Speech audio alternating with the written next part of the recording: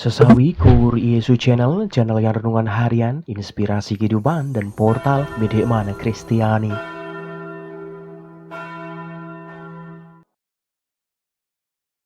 Damai sejahtera beserta kita. Semoga sahabat-sahabatku yang terkasih di dalam Kristus, sobatku muda, dimanapun Anda berada sobatku, selalu beroleh rahmat sukacita, berkat yang melimpah, perlindungan dari Tuhan, dan rahmat kesejahteraan sahabatku. Sahabatku yang terkasih dimanapun Anda berada, sobat muda dan saudara-saudaraku yang terkasih, pada kesempatan ini, pada hari Selasa 21 Maret 2023 ini sahabatku, pada pekan Prapaskah yang keempat ini, kita mau bersama-sama mendengarkan firman Tuhan dari Injil Yohanes. Mari sahabatku. Tuhan beserta kita, sekarang dan selama-lamanya. Inilah Injil suci menurut Yohanes, dimuliakanlah Tuhan. Pada hari raya orang Yahudi, Yesus berangkat ke Yerusalem. Di Yerusalem, dekat pintu gerbang domba, ada sebuah kolam yang dalam bahasa Ibrani disebut Betesda. Ada 5 serambinya, dan di serambi-serambi itu berbaring sejumlah besar orang sakit. Orang-orang buta, orang-orang timpang, dan orang-orang lumpuh yang menantikan goncangan air kolam itu.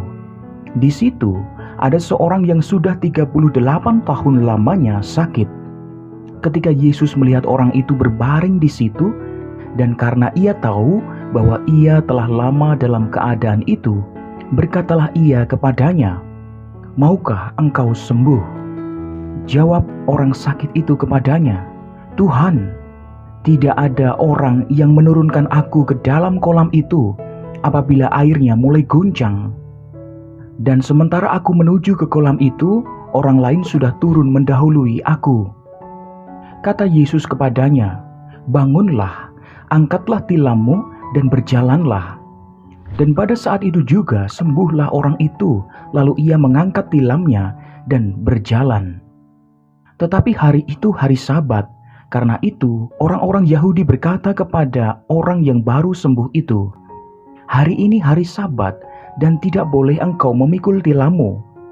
Akan tetapi ia menjawab mereka, "Orang yang telah menyembuhkan aku, dia yang mengatakan kepadaku, angkatlah tilammu dan berjalanlah." Mereka bertanya kepadanya, "Siapakah orang itu yang berkata kepadamu, angkatlah tilammu dan berjalanlah?" Tetapi orang yang baru sembuh itu tidak tahu siapa orang itu, sebab Yesus telah menghilang ke tengah-tengah orang banyak di tempat itu. Kemudian Yesus bertemu dengan dia di dalam bait Allah, lalu berkata kepadanya, "Engkau telah sembuh, jangan berbuat dosa lagi, supaya padamu jangan terjadi yang lebih buruk." Orang itu keluar, lalu menceritakan kepada orang-orang Yahudi bahwa Yesuslah yang telah menyembuhkan dia. Dan karena itu, orang-orang Yahudi berusaha menganiaya Yesus karena ia melakukan hal-hal itu pada hari Sabat. Demikianlah sabda Tuhan. Terpujilah Kristus. Sahabatku yang terkasih di dalam Kristus, dimanapun Anda berada sahabatku, renungan singkat pada kesempatan ini sahabatku, tentu pada masa Prapaskah ini adalah masa yang paling tepat bagi kita semua orang beriman untuk mati raga sahabatku. Sahabatku yang terkasih, pada masa saat ini kita semua diajak untuk semakin mengasah hati kita untuk menyambut misteri Paskah yang hendak akan kita rayakan sahabatku. Sahabatku, sebagai orang yang mengenal Tuhan, kita semua diajak untuk tidak terbawa arus kehidupan sahabatku. Artinya, kita tetap menjadikan sabda Tuhan sebagai pegangan hidup kita dan membiarkan hati kita diterangi oleh firman Tuhan sahabatku. Sahabatku yang terkasih, Tuhan sungguh senantiasa menyertai hidup kita.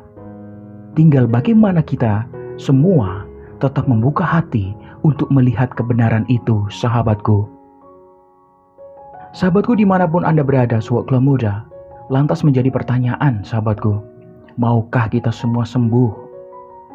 Inilah Sebuah pertanyaan yang dilontarkan oleh Yesus dalam bacaan firman Tuhan Injil pada kesempatan ini.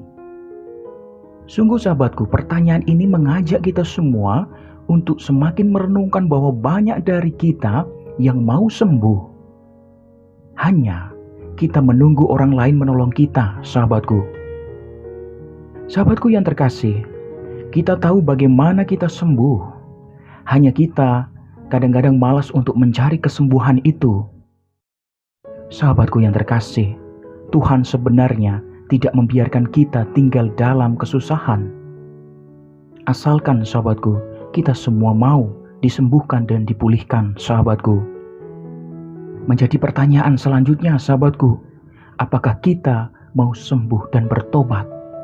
Jawabannya tentu ada di dalam hati, sobat Kula Muda dan saudara-saudaraku yang terkasih di dalam Kristus semuanya. Amin. Kemuliaan kepada Bapa dan Putra dan Roh Kudus, seperti pada permulaan, sekarang selalu dan sepanjang segala abad.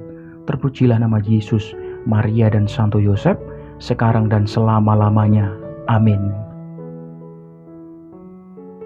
Mari sahabatku, kita tutup renungan singkat ini, kita bersatu dalam doa. Marilah berdoa.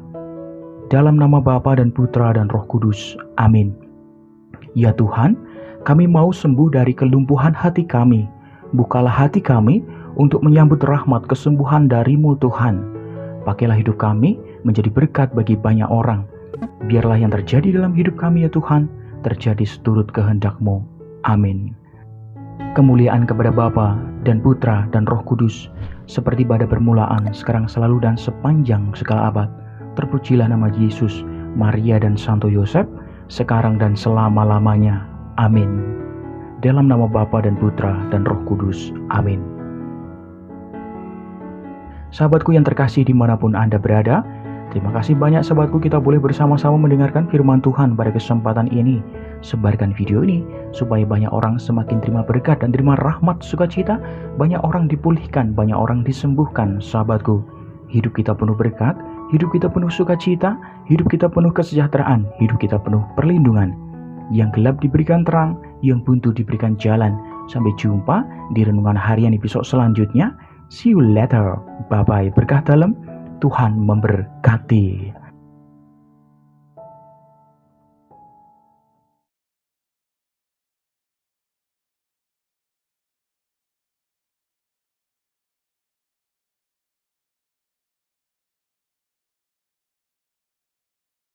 Terima kasih udah nonton. Jangan lupa subscribe, like, nyalakan notifikasinya, dan share ya.